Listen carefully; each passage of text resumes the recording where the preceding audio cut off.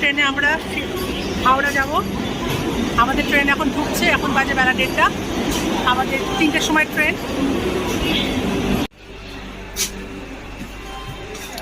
এই যে বন্দে ভারত ভেতরটা দেখাবো নিশ্চয়ই। হ্যাঁ, তো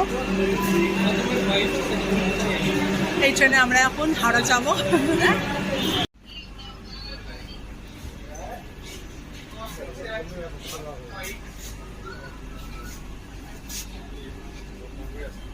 যে বন্দে ভারতের ভেতরটা একটু,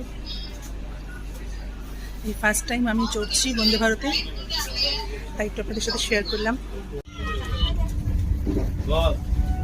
এই যে আমাদের খাবার দিচ্ছে।